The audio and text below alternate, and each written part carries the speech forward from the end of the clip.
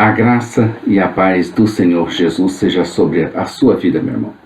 Hoje veremos o Salmo de número 31, um Salmo de Davi, com 24 versículos. Veremos lamentos e louvores em Davi.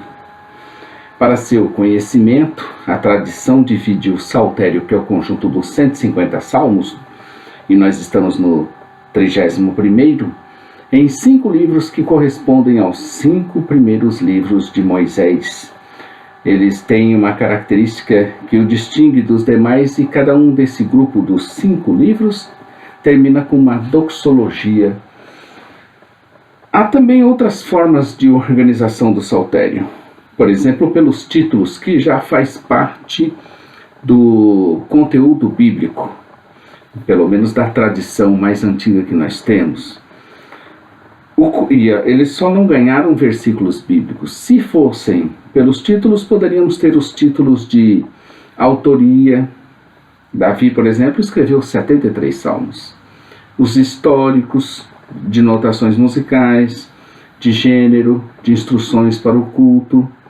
Também, além dessa forma de organizar, poderíamos também ter a organização da classificação por gênero literário. E aí teríamos mais 6 divisões.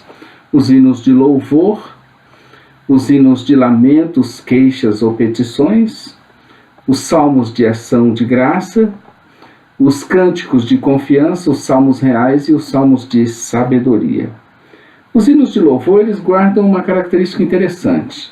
É feito em todos os hinos de louvor, repare que há um convite para o louvor, uma razão para esse louvor e uma demonstração de fé. Já nos lamentos, você repara aí que também há algumas características que fazem distinção nos salmos de lamentos e de queixas, um discurso a Deus, uma expressão de queixa emocional do autor, uma expressão de confiança no Senhor, um pedido de ajuda a Deus, uma expressão de louvor a Deus. Os salmos de ação de graça são entoados apropriadamente depois que o Senhor responde ao lamento feito anteriormente pelo salmista. Na verdade, esses 3 primeiros tipos de salmo, da classificação por gênero literário, louvor, lamentos e ações de graça, eles formam uma espécie de tríade, onde ele entoa hinos de louvor quando ele está em paz com Deus, ele lamenta quando ele está em desarmonia com ele, e ele dá graças quando esse relacionamento é restaurado. Então, como vimos, há essas 3 divisões, ou formas de organização do Saltério, que é o conjunto dos 150 salmos. Conforme a tradição, em 5 livros, conforme os títulos, em 5 partes, conforme os gêneros literários, em 6 partes. Pode haver outras divisões, mas o que nos interessa é que nós vamos ficar com a tradição, e agora nós veremos o Salmo 31, que está no livro número 1, que vai do Salmo 1 ao 41. Quem está falando com você é o pastor Daniel Deusdete, das Semeadores. Todos os dias estamos semeando mensagem de vida para o seu coração, aqui com palavras de edificação, de exortação, de louvor, de oração. De adoração a esse Deus criador, sustentador, mantenedor, Deus provedor, o Deus autor da vida. Estamos aqui levando essas reflexões desde 21 de abril de 2016, no nosso projeto 1189, e vamos concluir em 23 de julho de 2019, com 1189 dias ou 1189 capítulos, um capítulo por dia, levando aí um período de 3 anos, 3 meses e 3 dias. Tempo esse que você levaria se você fosse ler todas as Escrituras, um capítulo por dia, sem interrupção. Então abra aí, por favor, a Bíblia no Salmo 31 e, por favor, também faça uma leitura prévia antes de nos ouvir para entender o que estamos falando. Atrás de nós são cartazes de banners, de lançamentos da sua editora, Os Semeadores. Nesse salmo, Davi está buscando no Senhor refúgio por causa das perseguições e por causa dos inimigos que o atormentavam e queriam tirar a sua vida.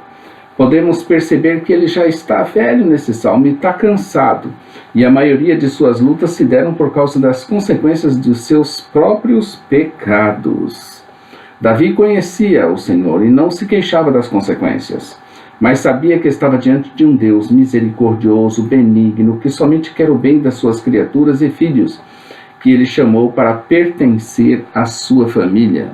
Não tem coisa melhor do que pertencer à família de Deus, e isso é feito por meio de Cristo Jesus, que veio, morreu, ressuscitou e voltará novamente.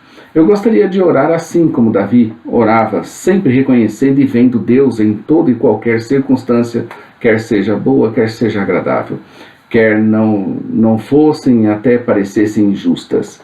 Eu muitas vezes me queixo, me deixo me levar pelo desânimo, pelo desespero, pela murmuração, pelo cansaço. Graças a Deus eu tenho esse altar. Este altar se chama Jamais Desista, que me obriga a entregar uma mensagem de Deus todos os dias. E isso me faz sentir renovado em Cristo Jesus. Não é fácil a gente ter uma vida dedicada de oração por causa da nossa carne, por causa da nossa dificuldade, por causa do sistema de valores do mundo que parece contrário ao sistema de valor perfeito de Deus. Todas as manhãs o Senhor me renova aqui no Jamais Desista e diz que o tempo é de se levantar e o tempo é de prosseguir adiante, porque o tempo da jornada está cada vez menor e o meu prêmio está muito próximo. Amém. Excetuando-se o pecado e suas consequências, ou até muitas vezes levando em conta o próprio pecado e suas consequências, os Salmos de Davi falam muito profundamente da vida e da vinda do Messias. Na verdade, o Messias jamais pecou, mas levou os nossos pecados sobre si e sofreu com eles.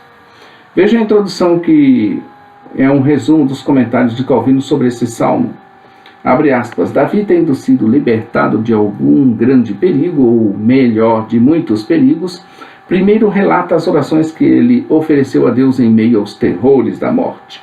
Ele então subjuga sua ação de graças, que não é comum, pois ele celebra sua libertação em grande extensão e exorta todos os santos a terem uma boa esperança, pois tinham nele um exemplo excelente e memorável da bondade de Deus. Para o principal músico, um salmo de Davi, salmo de número 31, um salmo com 24 versículos. O versículo 24 diz assim: Sede fortes e revigore-se o vosso coração, vós todos os que esperais no Senhor. Isso é uma exortação, isso seria uma palavra imperativa. Sede fortes e revigore-se o vosso coração, vós todos os que esperais no Senhor. Essa é uma palavra imperativa, é uma ordem. Então seja forte, meu amigo.